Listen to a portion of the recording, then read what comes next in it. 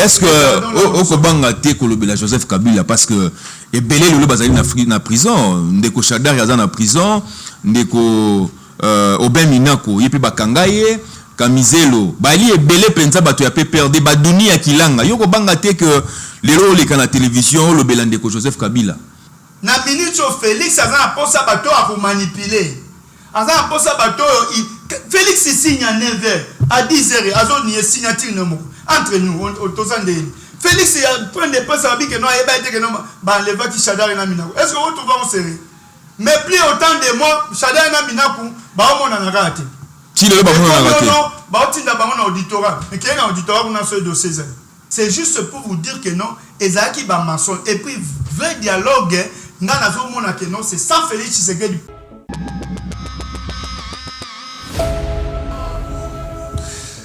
Mbote bandeko balandi ya émission na biso masolo ya kati lelo toko yamba bongo ndeko Nestor Kipalamoto azali cadre na PPRD mbote ndeko Nestor Kipalamoto mbote ndeko Fisto Kamanda mbote na bandeko noso tu ya balandi ya presse libre.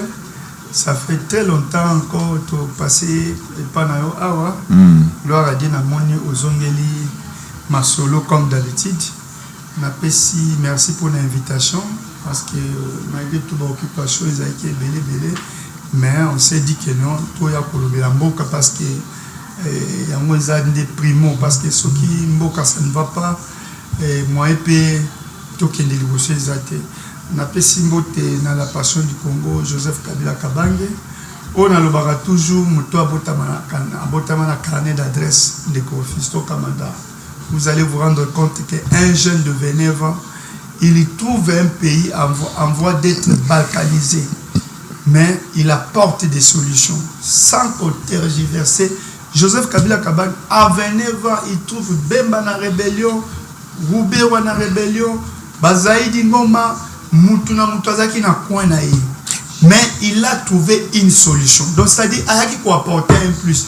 À 5 voyage, Moko, de 26 jours. Mais ndeko Kabila zali wapi parce que bato ba koluba komituna est-ce que azana Goma est-ce que azali na mikili ya poto est-ce que oui nasi sambote na ceux qui olobi esika Kabila zali bakoya ko droner Kabila pamba donc oyebi kaka bango bakoma makasi kaka ko droner ceux ba yebi kaka Kabila zabo yoka ba drona ki kuna donc ça dit Kabila a 29 ans. Il trouve un pays comme ça, mais il apporte des solutions. Et n'a porté la solution à démocratiser Mboka. Mboka continue à démocratie. Tozu constitution. Toké n'a ma plus de 4 cycles, y compris les référendums où il peut s'agir de constitution. Et n'a surprise à la Congolais, Atikeli Félix Tshisekedi Bokondi à travers l'élection bien sûr. Mais Félix n'a âge à 57 ans. Il trouve un pays qui n'avait pas de problème. Il trouve un pays dans son entièreté.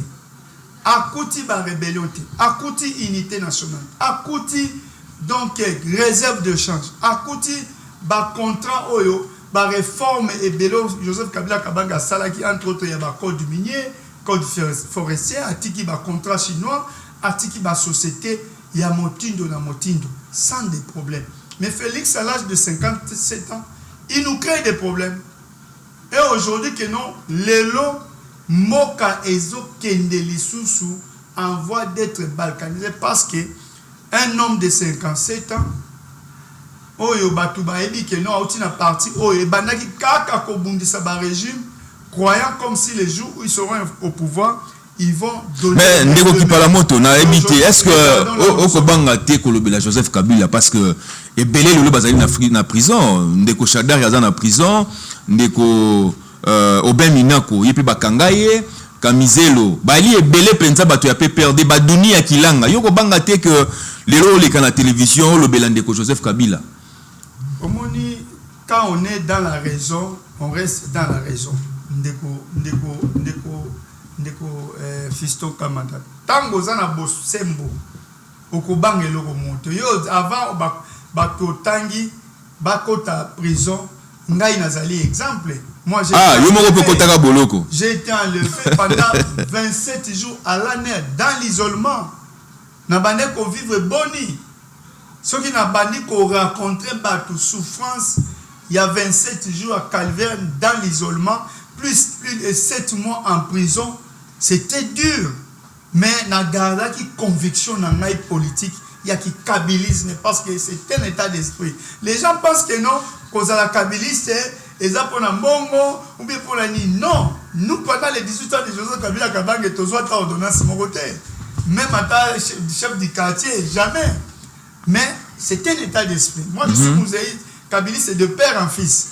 Donc, ça dit, c'est quelque chose, vous allez par conviction, parce que l'état d'esprit, il y a qui kabilisme, ils allaient, un nationaliste d'abord.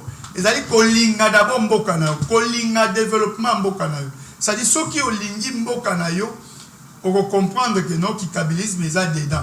Ceux qui ont développement mbokanayo, on peut comprendre que non, intérêt à la liboso ne ya mboka. Et que non ya batu parce que ceux qui pour la Kabila même sous natika liti donc tout le balelo dictature et lipena na mboka non c'est la tyrannie de la même manière au moni lelo on prend Emmanuel Ramazan Shadar secrétaire permanent d'un grand parti comme le PPRD on l'isole pendant plus de 7 mois et demi donc baye na batu Félix Tshisekedi atina batu ba lever 3h40 minutes. Mais Aza wapi to bakolo bazana auditora bakolo bazana prison on peut te éviter ce gars dans la prison nini Aza ndolo Aza wapi bayebi esika Shadar Azali fait ezaka Félix Tshisekedi na batuna Obemi na kunjala njoko qui fut président de l'Assemblée nationale et vice-président national il y a un grand parti comme le PPR on vient on les prend à 1h du matin.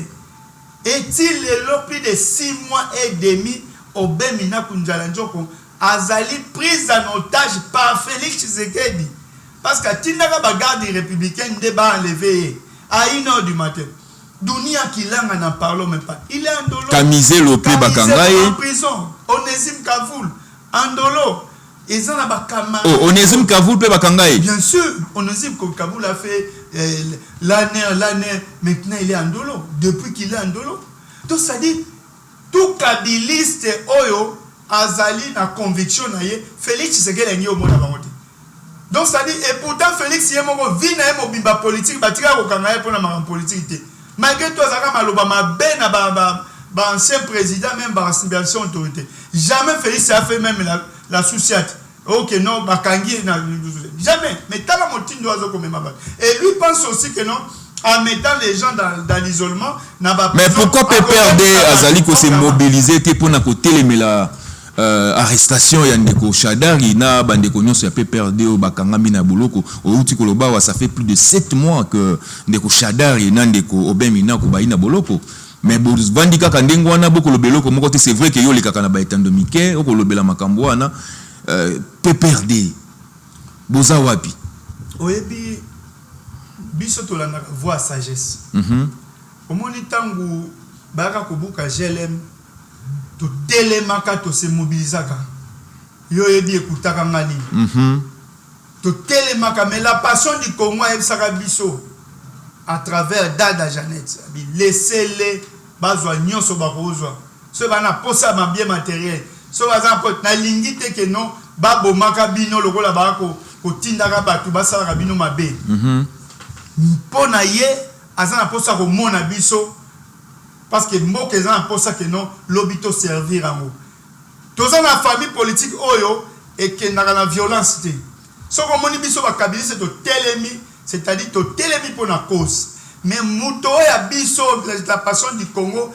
aboya kato kende mingi na ba pression wana après ça temps lelo ba vandisi bango autant de mois pour quelle solution parce que bango ba kanisa so ba zu bango boye ba koloba bango lokola mbisi ba kokoma ba Tshisekedi ba ko envier ba poste lelo na minaku Shadari Dunia Kilanga et ba camarade na biso ba boye na bango ba bi que non nous on est kabiliste par conviction ba vandi ne moi si même ko bimisa bango ko bi problème au somona wapi mboko ezali République démocratique du Congo, on prend des citoyens comme ça, on l'isole plus de 7 mois. Félix n'a point de presse à l'obaka à y éviter. Tala mokeri à président Mobile. Oh, ayebi die que non ba leva qui bango. Mais tant que vous avez une information Mais après point de presse, là tu as combien de mois?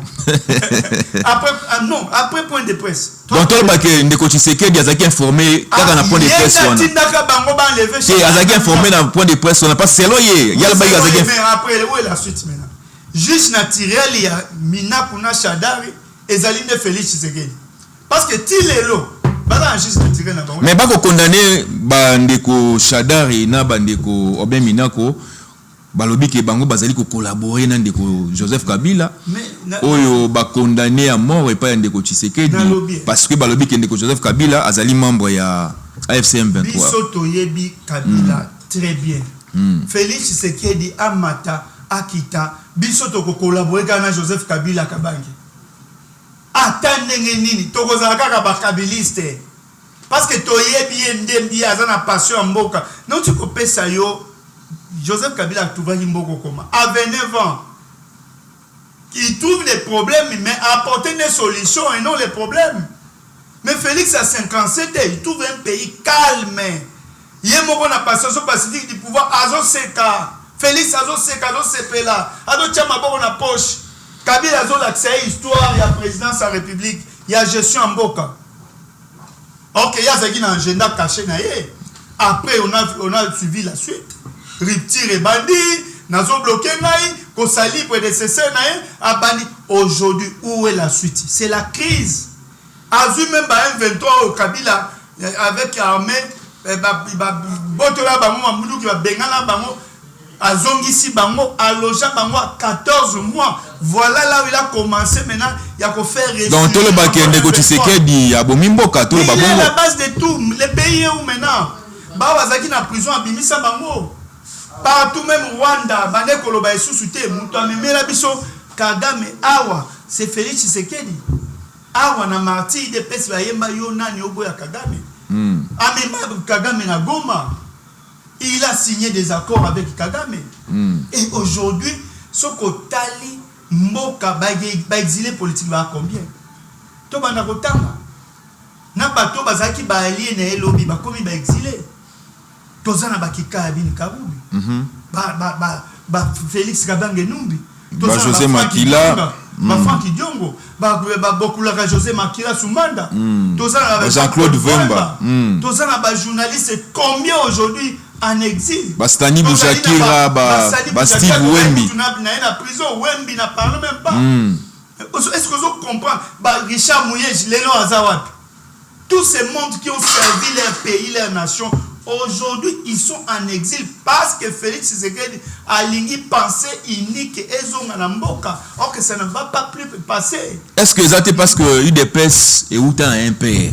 Neto komona makambo ndeko Tshisekedi akosala peut-être akotiraka pe ba leçon mususu to pe ba exemple mususu na impère parce que dictature tout le bapé ya solo eleki makasi na mboka. Oyebi que non dans une gestion balukaka oyoza malamu.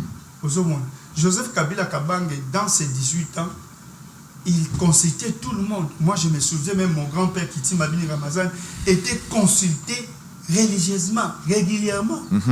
On peut consulter l'histoire du passé pour gérer l'avenir. Cela n'empêche pas. Mais copier ma bête. Félix pense que notre relation n'a parti état. Non. Félix pense que non, notre na tyrannie, ou roi d'Isaïe, roi du Congo, ça ne tiendra plus. Donc il se trompe. Donc ça dit à copier à ma bête. Ozomona que non, bana ba moboutiste, penser que non, ba tokozonga sima. Mais il y a aussi des gens qui ont un esprit révolutionnaire, na ba pensée, pe na ma idée.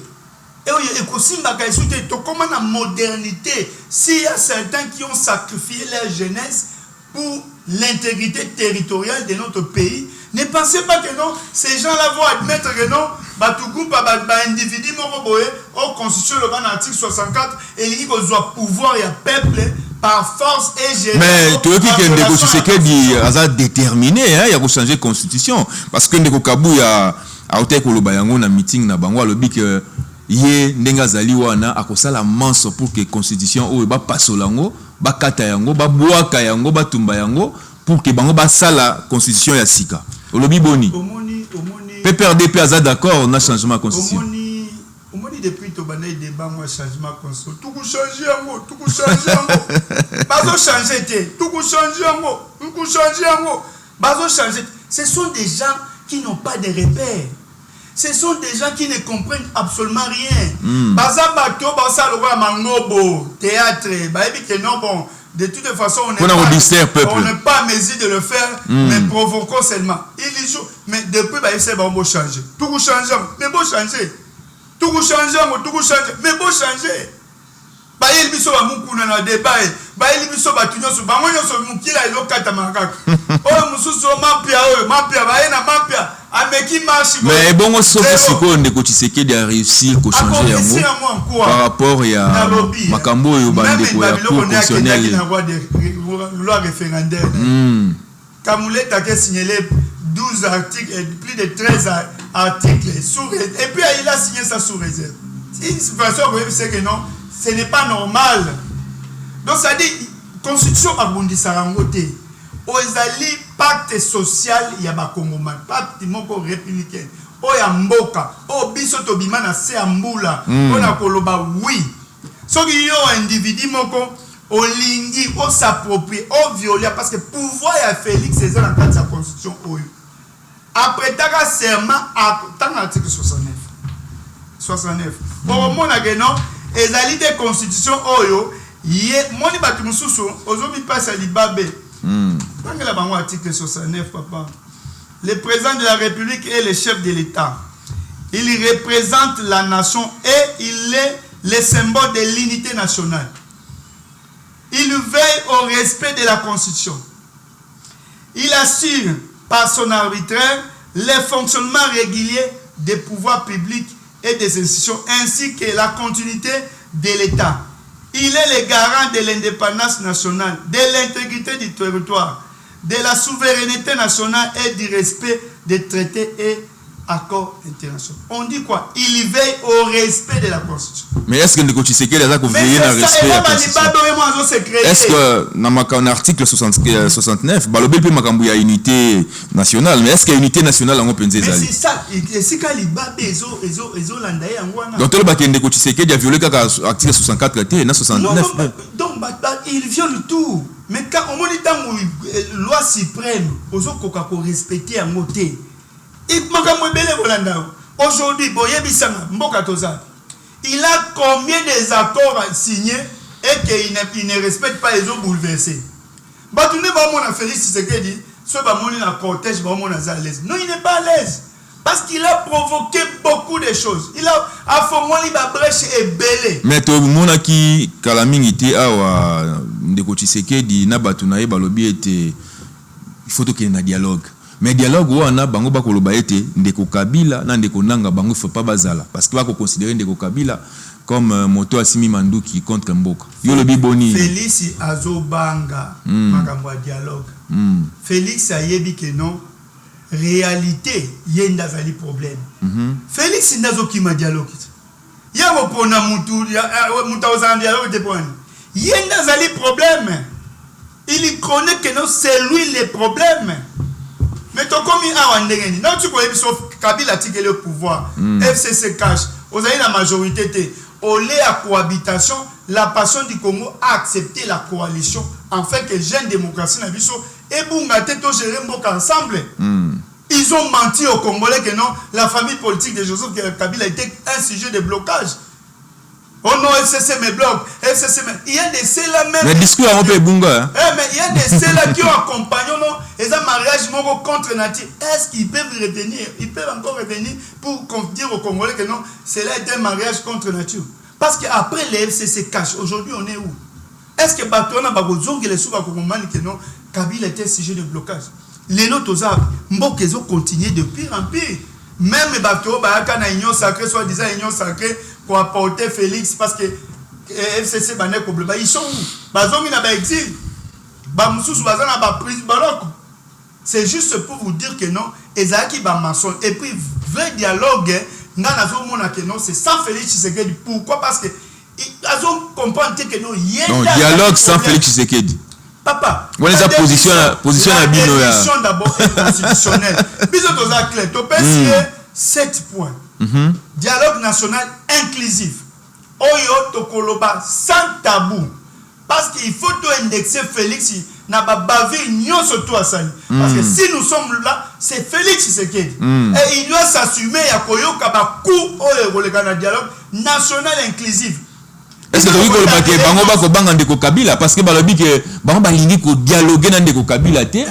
Ba lingi ka be ba opposition mosusu wana C64 wana ba ndeko ba opposition mosusu. Yo ye bien Kabila mamuke. Moi j'ai tu sais que non la personne qui a eu même 10 minutes à parler avec Kabila va comprendre Kabila.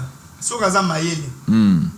Il va comprendre Kabila. Moi j'ai eu plus de 8 heures du temps échange avec Kabila comme ça. Donc ça dit dans un réserve d'état d'esprit oyo mutaolongola mwazate. Et quand Kabila prend une position, ce n'est pas une position moi au Sakanango. Et Félix est en face à Kabila, bon, il sait pourquoi on peut retenir parce que Kabila est un vrai homme d'état. Que personne ne te trompe. Tout celui qui parle avec Kabila, après il comprend que non, c'est un homme d'état d'abord. Na minute sur Félix, ça va pour ça bateau à manipuler. Félix signe à 9h, à 10h, il y a signature entre nous, Félix prend des postes à que non, il va qui Chadar et Naminakou. Est-ce que vous trouvez en série? Mais plus autant de moi, Chadar et Naminakou, on a raté. Si le bas on a raté. Non, auditorat. Mais quel est l'auditorat on a ce dossier? Donc ça dit, Félix, combien des accords d'abord il a signé et il n'a pas respecté. Babandara na Genève na Batuna Bango. Donc PPRD a un poste pour dialoguer na. Nous bisoto un poste à unité nationale. La famille politique à Joseph Kabila a précis bango 7 points. D'abord, en dehors il y a Mboka parce qu'il y a l'insécurité partout. Tu veux de quelle manière va Gigi Yann Bakoufa, tu veux de quelle manière va Chéribé Okende Bakenda, tu veux de quelle manière va défaire Kaïn Bakenda, tu veux de quelle manière même de quoi Vali a mis à Otuko Koufa. C'est-à-dire, tu veux de quelle manière Bakulu n'a pas ko bomaka bato na bakarti 64 bayaki ko beta malobola banyama jou basala sitting na bana pa di pe CHP à Martin Fayulu tu vois que va vandaliser qui a mon abandé quoi il des pes de quelle manière quoi force du progrès toyebi de quelle manière Félix n'est plus à mesure de nous sécuriser un vrai dialogue il faut salama na libanda ya mboka oyo composante nyo surtout ekoya ekozala pe donc bino bolingi dialogue salama na Kinshasa te na Congo te mais salama bongo na mboka avec tout le monde parce qu'on a besoin de tout le monde ezama kamoeza que non le dialogue au Félix Tshisekedi il y a pensée unique il dit que non il propose selon les informations les états généraux de la République na Angola. Est-ce qu'il comprend d'abord les états généraux un ministre peut convoquer peut faire des états généraux dans son secteur pour cibler les problèmes et trouver une solution. Parce que lui n'est pas le problème. Mais ici, Félix, c'est lui le problème. Il va demander quel état généraux.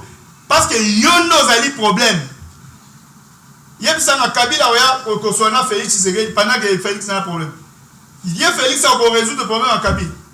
Il n'y a pas d'ambok. En Kokata, on résout le problème dans la rébellion. En Kokata. Parce qu'il y a un problème. Au loja qui bango à 14 mois. Au bimisi bon en prison. Boyo kanaki, boyo kani magambo kani, au respecté à moté. Mieux vaut yo, oyape partie prenante na kata crise. Félix il faut y bana batuna yé. Dialogue ko salama. Félix il peut boya comme partie prenante na kata. Est-ce que dialogue on est ko salama? Est-ce que bolingi était dialogue on est à la convoquer na ba évêque, l'église catholique, il y a SSC. On a ciblé donc pour qu'il y ait comme partie prenante. Point d'abysse clair, l'Union africaine et puis l'ONU. L'Union africaine et l'ONU, on n'exclut pas les évêques, bah accompagner. Mais l'Union africaine, na ONU. Parce que Félix a fait des rondes de dire du n'importe quoi contre la famille politique de Joseph Kabila Kabang. Mais tolingi batuana bazala wana pour prendre acte na nyonso koloba. Voilà comment aujourd'hui Félix a trahi même les églises, a trahi l'église catholique et PC ba siège na bango, babane ko beta basani banzungu, de chaque jeudi au bosani yango, ezaki ba point de rassemblement il y a une opposition contre Kabila à l'époque. Babaneko qui même utilisé la toilette à l'église catholique. Même Bamaï comme la Kuna. Mais il a trahi l'église.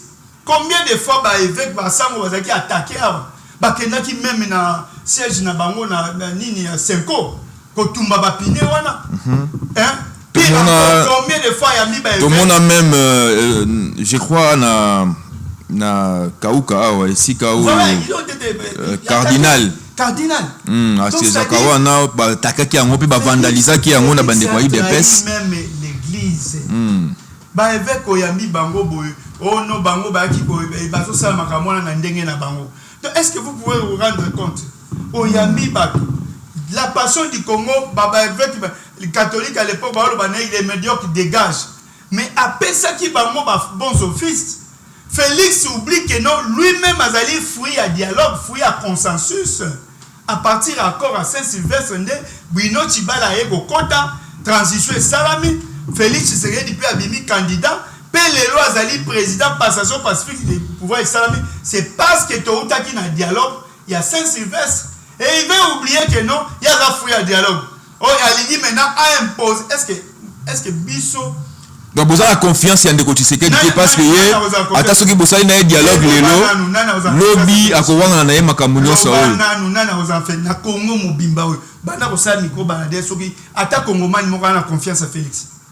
Ça, Miko Banade. Mais pour l'année, vous avez confiance dans le lobby. Passez na yé. Na Bétélé au Genève, non? À retirer signature, non? Yo seulement Joseph Kabila Kabanga a retiré signature après avoir s'engagé. L'obade, au sommet Kabila la passion du Congo. Donc c'est que Bino Bozanga na position na Bino wana ya a signé na idemo. Kabila signé na Palou. Kabila signé na Batunyo surtout ba signé na Kabila. Est-ce que Soka Kabila a retiré signature? Mais Félix Abanda on a Genève. Il a fait la même chose avec Kamere na Nairobi. Il est venu avec les FCC Kashi. Il a fait la même chose. Surtout, Kabouik, bien habitué au Fayoulou. Il a fait le camp de la patrie avec Félix. Et Soukiwab. À sa l'union sacrée, Katumbi. Katumbi en exil, non? Mais, au lobby, il y a un bateau, c'est vrai que le dialogue, tout Bazali exigeait dialogue inclusif, mais il y a opposition. C'est comme si vous avez la boyokanité. Bande quoi c'est 64. Bako yokanate, na yokaki déjà ndeko Alain Bolo Joye pe alungwa ki toki bande ko mususu pe plus de 13 personnes mususu pe balungwe na kati ya plateforme wana ya C64. Et puis est-ce que selon les Congo c'est C64 est-ce que boko yokana penza na kati ya opposition? Bon, de toute façon au moins les jeux politiques surtout bakabiliste. Toyebi leo les bas. Toyebi nani aza nani. Toyebi nani. Webi bapion na kati ya opposition. On connaît. Est-ce qu'il y a un vrai siège on va apprendre comment grimper. Tous ceux qui font les manœuvres. Toyebi saka bango d'abord makambo avant 2023. N'allez pas accompagner Félix na putsch à 2023. Ils nous ont pas crié. Paloba que non, Atabino Bozaki, Bozate, ça et l'autre. Il dépêche pas à l'époque, mais on a quel résultat? On a plus enfoncé la crise. Kabila a l'état Kabango. Nous, on a fait la prison. Parce qu'on ne voulait pas qu'on soit libre pour tout le vérité. Mais maintenant, là, Batutu, Bakote. Fayou, la côté de l'élection à la dernière minute. Yemoko, sans candidat député, ni provincial, ni national. Est-ce qu'on peut expliquer à Congo que non, comment il y a un regroupement Mobimba, au Kekara Yomoko candidat. Pour n'attendre aux pouvoirs au Sanamoni. Katumbi Ndemoko Bakotaka. Ah, tout ça. Moi, j'étais avec ma mère qui m'était en prison. Moi, je lui disais, Nabi, honorable, Félix ne va pas vous laisser. Oh non, on va battre avec Félix. Nabi, papa, Asa témoin, je pense à Hollandabi. Aïebi, c'est qu'on se disait, un temps, on a prison. Nanaï. On qui parle à moto. Nabi, c'est de tromper-vous. Si Kabila a légué le pouvoir démocratiquement, mais je ne crois pas en Félix. Et surtout que non, on faisait autant de débats. Et à la fin des comptes, on aura après ça, on a raison. C'est-à-dire, ceux qui sont dans le sensationnel. Tolobi te que non, tu vas changer. Fayou là où tu crées grand parti. Cible dans Bango, tu as Kabila. Mais Tono Senga Bango bazane la conscience. Quand ils ont créé C64, c'est parmi les 12 propositions que Joseph Kabila avait fait dans le discours il y a 45 minutes. Pour protéger la constitution, pour télémer la tyrannie. Premier point, 64 premier point, il y a passion du Congo 64. Mettre fin à la dictature et la tyrannie. C'est-à-dire, on ne peut pas construire Moka dans la dictature. Mon premier point sur les 12, nous devons mettre fin à la dictature et la tyrannie. Et c'est 64, l'article 64, premier lien, et tout Congolais a le droit de faire échec à un individu ou un groupe d'individus qui veulent prendre le pouvoir de la population et l'exercer en violation de la Constitution. C'est ce que fait Félix Tshisekedi. Mais tant que vous intitulez C64, vous avez l'objectif. Et comme il y a des multiples réunions boni boni. Et comme il y a des gens qui ont été et comme l'article 64 lobby mettre fin à la dictature et la tyrannie. C'est le premier point parmi les 12 recommandations de la passion du Congo. La Constitution, dialogue. Donc, on n'est pas contre eux. D'ailleurs, on était content de voir que non, c'est vrai que non, maintenant, Fayoulou, Kabundi, pour l'intérêt général, parce qu'on n'a pas besoin qu'un groupe de Congolais soit exclu par rapport à l'unité nationale. Non. Est-ce que au Kanisi qu'il faut qu'il bango pe ba quota to ba adhérer na kati ya Sauvons les Congo ou bien nenge basali C64 pe ali mabete? On n'a pas obligé. Joseph Kabila Kabange azara na grandeur d'esprit.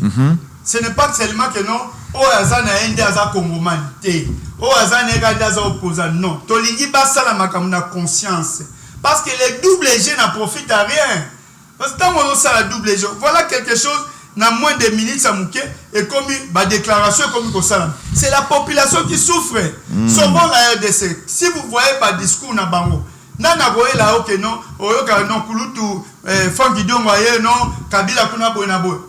Vous savez, vieux Vouemba, aïe la discours, non, basé dans l'état d'esprit, moko. L'intérêt, il faut être plus privilégié, ils ont l'intérêt à Mboka. Maintenant là-bas, on a plus de leaders. On a des Nazaboy, on a Zaki, ancien premier ministre, on a Zaki, ancien boy, on a Zaki, ancien. Mais état d'esprit idéal par rapport, il y a Obazaki, ils ont insulté. La population n'a pas besoin de ça. Les pays subissent déjà beaucoup de choses. Mokazo qui n'a se dégrader de plus en plus. Bande qu'on a bis on a S va continuer à souffrir. Mokali to qui une vie sociale va Congolais et ont se dégrader. Ba divergence sont les importantes. Tolobi sauvons la République démocratique du Congo. C'est vrai, il faut sauver la République. Aujourd'hui, on dit que non, Félix Tshisekedi a consommé déjà 92% à budget dans 6 mois. L'institution président de la République, la président c'était président, il y a déjà 92%. Tout ça dans 6 mois, pas passé. Est-ce que vous imaginez Mokonzo alingi développement mboka na ye, alingi vie sociale ya bakongomane ke liboso, alingi ko mettre fin à l'injustice salariale, alingi fonctionnaire à futamama, il peut de lui-même consommer déjà dans moins de 6 mois 90% de son budget. Non, bande kona batika parce que tout le monde qui va quand même payer ba invitation. Oh non, après Bujumbura il fallait ba kende na Braza. Après OK biso ba aigle tout le monde a déjà biloko wana basango batambola partout batambola akendati na États-Unis batambola mais quelle est la suite kola ça ba tout ponga ba bébé pendant to komi penza na suka ya émission na biso mais na ebité na suka papa mais olobi makambo ebele te ngaka lo balisusu nini omoni bande ko ba retenir que non dialogue ezali vie oyo depuis ma ancêtre la meilleure façon qu'on peut résoudre nos problèmes comme c'est le dialogue et puis va retenir que non Joseph Kabila aza un ennemi à Moutouté oh non Félix a comme un ennemi pour nous c'est déjà passé tout ça la grandeur d'esprit nous c'est l'intérêt du pays bango bazo banga baibi pour Congo mani surtout ayebi que non muto asala Félix Bolam le roi Kabila azate. Donc, nos Congomans nyonso to ayebi bolamo Kabila salela Félix akosalela ngo mutu moko jamais. Il est conscient. Mais est-ce qu'il y a comme ça Kabila ennemi na sur base de quoi? On a dialogue sans Kabila. Est-ce que Kabila a besoin que non on me sur la télévision yango et pour ça manque d'autres entre Kabila nana sala muninga mabe. Et Félix il pense que non biloko osala o Suisse Kabila mutema. Non. Ennemi ya Félix ya liboso ezali ngonga. Atikali na mikolo combien? Ennemi nana bi au moins kongomani bo continue ko retena ma. Ennemi ya Félix c'est que na ngonga. Atikali na mikolo combien? Parce que c'est un quelque non. Biso to tale ngonga. On tout changer comme mais élection présidentielle siko soki mandat na ekomi na suka. Parce que boko eloni ekosala parce que akoyoka moto. Parce que il peut azali peut-être il y a ba progrès, ba force du progrès. Balobi bango tu sais que datika yona ti pona bango hein. Ti mukolo Jésus akoya. Mangungu pamba. Donc bino boko banga te. Boko banga ndiko tu sais que dit na ba force du progrès na.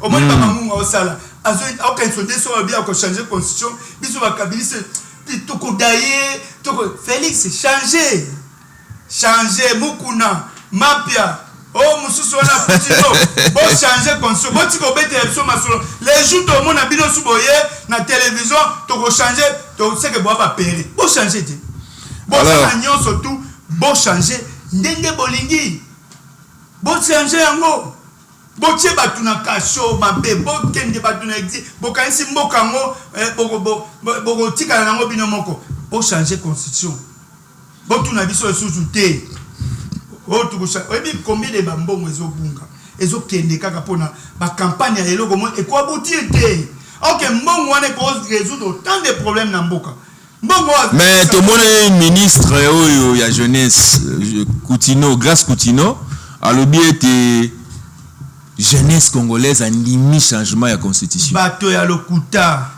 Tala ministre abi ono atamboli na 26 provinces. Bato nyo no Kivu na Sud Kivu komela ke wapi. Atika lo kuma kuna te na 26 provinces. Et puis ensemble bana Coutinho na mosna yo babel si mwana. Nyo surtout haine contre Kabila. Tala mwana ateyaka alobe atamboli na 26 provinces. Donc comment est-il na Nord Kivu na Sud Kivu? Bato ni otamboli wapi 26 provinces. Je suis né. Attends, mais non, qui vous n'a dit que vous tchaki makolo wapi. Nanga yambaki wapi. Hein? Donc, c'est-à-dire, aux hommes, on a tant que vous continuez qu'on sa peuple. Le coup d'awana est pour rattraper bino. Au moins, la vérité. Et il y a kanango na escalier pe komaka.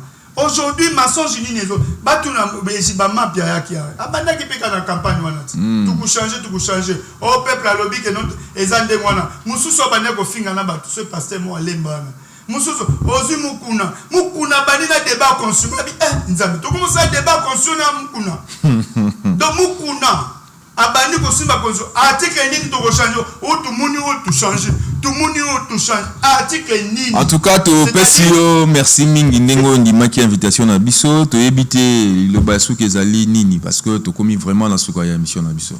Liloba suka pona émission lelo biso ba kongomani pe ba kabiliste tozo senga unité nationale ezonga na mboka. Mabe otu Félix asala biso pe azo sala biso komweleki mabe wana na munene biso to beta baane to souffra obela mozo trembler mais baboy couper soit ta parastamol posa kabiliste ba ete que non lit na biso za pour l'intérêt mboka. Nous on n'a aucun problème avec Félix Tshisekedi na batunaye. Tout ce qui nous a fait comme mal biso to limbisa akanisa te que Kabila azana ranker na ye négatif akanisa te que non okomba saki boy biso tout ça c'est déjà passé et ça leçon oyo et côté à bango plus tard parce que pouvoir et les Kanaka Félix Tshisekedi kala mingi to conjugué yo na passé o mata o kita okokende na papa okovanda ne bonga na okokende Dans 2028 élection ça la matin de Félix va partir à Kokende. Félix va partir. C'est-à-dire Luka déjà ko préparer ndengeni ni rochité. Au moins mikolo, où ça on peut to comme dans les 10. Le toi les 10, le 11. Toko ta 9e, toko ta 2027. Ozana ngonga te Félix. Tika ko créer no baranki les angatina. Oso créer belé mais foutunani. Nzamba zo faire vivre biso. Kabila zo fonctionner. Ma famille politique n'est et puis na mito yesa ma famille politique ni n'est crédible dans opinion plus que la famille politique de Joseph Kabila. Exacté. Famille politique est crédible na mboka oyo lokola oya Joseph Kabila kabange exacté. Soko talata bato ba salier na Kabila. Baza plus rassuré que non, toza na un homme d'état oya za penser pour développer son pays. Et puis à taboluki États-Unis. Félix Aboula que États-Unis de Rubundele. Papa, yo sengi au signé ba mine, au kabi ba mine na yamboka. Mais on est incapable de sécuriser et si ka ba minéraux wezali. Olingi ba ko bundela yo pour okoma roi d'Isaïe. Au moins que non américain mo na Amérique ba comprendre que non et biso to okende ko bundala biso ka to éviter mutuna mako. Assurer les gens. Vous ne savez même pas assurer bateau aux gens ba partenaires. Lelo Kabila Combo Kabila M23 AC23 Félix Tshisekedi oti ko bimisa ba prisonnier au pesani yona nanga Kabila kombo ya zawa donc le baké pouvoir en place na AFC M23 bayo kana kana bango ndeko o bazali ko moko Kabila nani Félix Tshisekedi na AFC M23 baza bandeko na yebiso que non alonjaka bango donc bayo kana bango bayo kanaka depuis est-ce que ozomona muya ya zo pesa point de presse ndenge bazui ba prisonnier 15 prisonniers batindi na bakende Uganda pe bakoti na Ruchu muya ya lobi wala lekisi na kimia ndenge batindaki plus de 3 officiers na Goma bazo lala bazo siko Félix ba officier tinde na Goma banani ba sécuriser bango est-ce que tout na bango ils ont vu Kabila nda commandaki 15 prisonniers oyo opesi na nanga est-ce que muta signaki eza Kabila donc batika ko lobake non ndeko Kabila azali membre ya AFC ba yebi yango bien que non Kabila n'y est pour rien Rizwana ba utilisé uniquement pour salir l'image de la passion du Congo chose que ça ne tient pas debout parce que même Nations Unies attaqué ba nini na e na conditionnel bango ba sala procès na bango awa élément moko matériel moko zéro malgré que non plus de 2 400 000 ebimaka donc ça dit Congoman essaie à comprendre que non Kabila avec cette histoire c'est rien. Alors merci beaucoup ndenge bandeko bozwi tango ya kolanda biso na chaîne na biso Presse Livre TV bino moko boyebi ete mboka na biso Congo lelo makambo eyali ebele ya kotambola te kasi parmi ba makambo eyali kotambola te ezali bongo na makambo etali insécurité na kati ya ville ya Kinshasa bazali ko bomaka bato lokola banyama bakuluna oyo tango moko esilaki mais lelo phénomène kuluna ezongi lisusu makasi na kati ya mboka na biso. Est-ce que gouverneur ya ville ya Kinshasa azali vraiment ko jouer rôle na ye ya ko protéger population ya Kinshasa? Ba kongomani bazali ko mituna ba question. Lelo ekomi pasi otambola na nzela sans que ba télémission na kuluna. Mais insécurité oyo tokosuka na yango ti wapi? Na toni mne botoni ndenge bolandi biso tomonani bongo na mikolo mizali koya kasi bobosa te bo continuer kolanda chaîne na bino oyo ezali ko pesa bino ba information ya kitoko tomonani bongo na mikolo mizali koya.